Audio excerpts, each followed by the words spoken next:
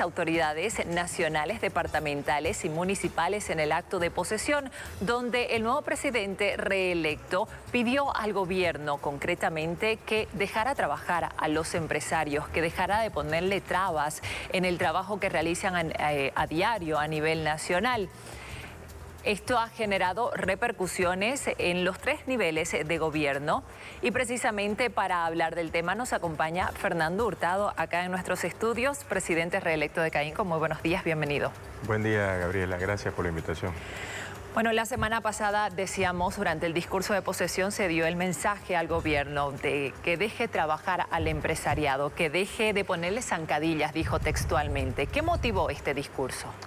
Hay un principio muy importante, Gabriela, y es que todos somos empresarios. En Bolivia hay una particularidad en el sector privado. Cuando hablo del sector privado me refiero a todo lo que no es público. Y encontramos que hay familias empresarias en todos los niveles, desde las empresas más pequeñas hasta las empresas más grandes. Y en ese camino, cuando empezamos a conversar con estas empresas y estas familias empresarias, siempre hay un problema con el gobierno de cualquiera de los 3 niveles. Por ejemplo, siempre que hay que hacer un trámite para tener una importación, para hacer una exportación, la burocracia es un problema. Siempre hay una normativa, cuando sale una normativa siempre se perjudica a alguien.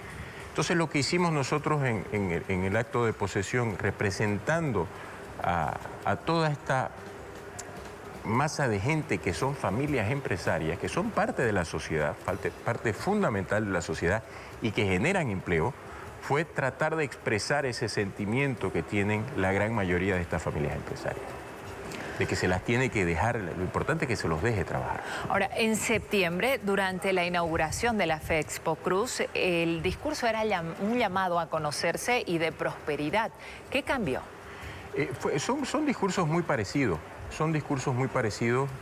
nosotros tenemos en esas salidas que hacemos, porque visitamos a muchas familias empresarias durante el mes, es parte del trabajo de ese cable a tierra, ¿no?, que necesitamos. Y hablábamos, por ejemplo, una de esas personas que normalmente visitamos y que ahora lo volvemos a visitar es don Sixto, y es una persona, es un empresario, no es un personaje ficticio, es un empresario. Y él expresa muchas veces las preocupaciones, y lo mencionamos en el ¿por qué no nos quiere? ¿No? Ahora cuando lo volvemos a visitar no es que ya no me quita el sueño si es que nos quiere o no nos quiere, es que nos deje trabajar y no nos siga poniendo zancadillas.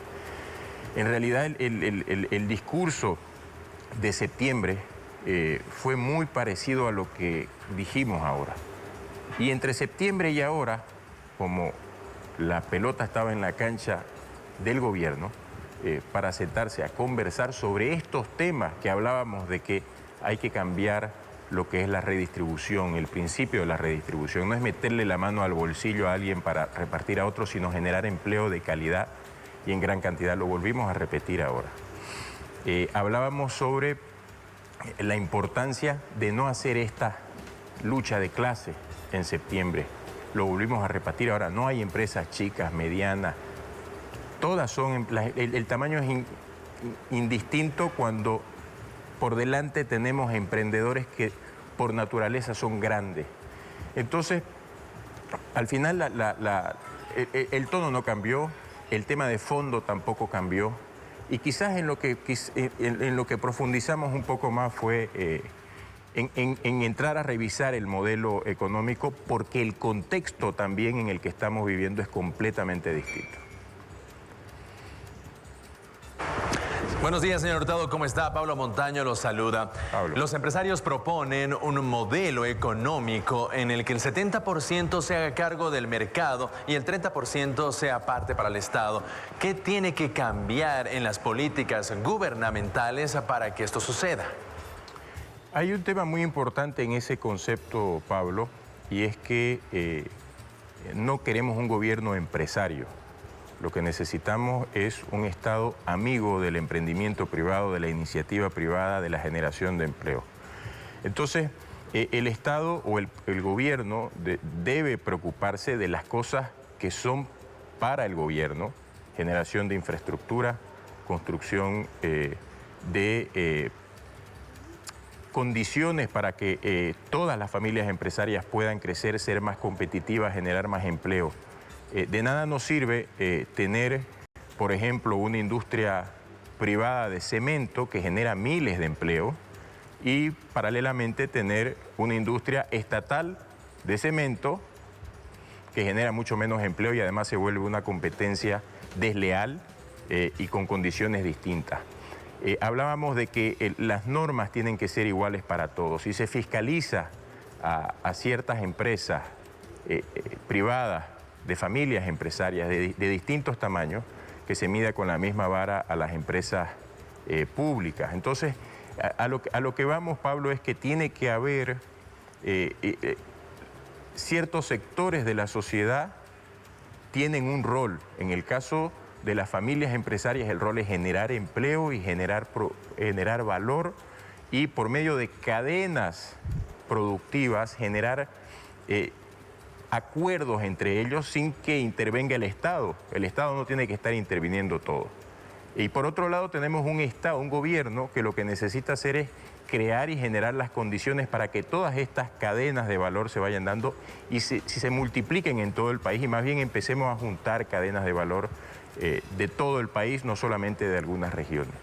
Para eso necesitamos políticas que apoyen a la iniciativa privada en todos los niveles, necesitamos políticas que generen mayores empleos y no necesitamos un gobierno que esté generando empresas públicas que al final se convierten en competencia de tanto esfuerzo privado de miles de familias bolivianas. Pero usted también se dirigió a los gobiernos subnacionales y les propuso interconexión a través del transporte, convertir al Viru en un hub y la metropolización. ¿Qué falta para concretar estos proyectos? Creo que falta una visión de ver cuáles son las oportunidades las oportunidades que quizás nos vayan a generar un mayor retorno a toda la sociedad. Hablábamos mucho sobre los gobiernos municipales y departamentales, en primer lugar, de que dentro de este cambio de modelo tienen que llegar los recursos a quienes están más cerca de la población. Y quienes están más cerca de la población son las alcaldías y los gobiernos departamentales. Pero a su vez, los gobiernos municipales y departamentales también tienen que hacer gestión económica, no es nomás recibir los recursos. Y dentro de esa gestión económica, algo que ha caracterizado a Santa Cruz desde hace muchos años, cuando nace el Comité de Obras Públicas, por ejemplo, y Cordecruz, con instituciones muy técnicas que se dedican a ver que estos recursos que llegan sean aplicados a proyectos que generen mercado. Proyectos grandes, proyectos que generen un efecto multiplicador. Y eso es lo que necesitamos ahora. Y necesitamos que tanto los gobiernos municipales como los departamentales empiecen a pensar en eso. Tenemos el hub de Viru, que es un anhelo de hace muchos años, y tenemos todas las condiciones para hacerlo. Y nos preocupa que no lo vemos dentro de las prioridades de la gobernación, por ejemplo, ¿no? Tenemos la necesidad de una metropolización en Santa Cruz, en la ciudad y las ciudades vecinas, pero no vemos cómo se va a construir esto dentro de una base productiva para que la respalde. Y necesitamos un problema que tiene la ciudad, el tema del transporte público. Necesitamos trabajar ya en un sistema de transporte intermodal para conectarnos de mejor manera. Entonces, la invitación es: tengamos más recursos, es importante, pero a su vez asumamos la responsabilidad de que tenemos que pensar en grande e implementar proyectos que tengan un impacto social importante. Muchísimas gracias por esta entrevista. Era Fernando Hurtado, presidente de CAINCO, que estuvo hablando.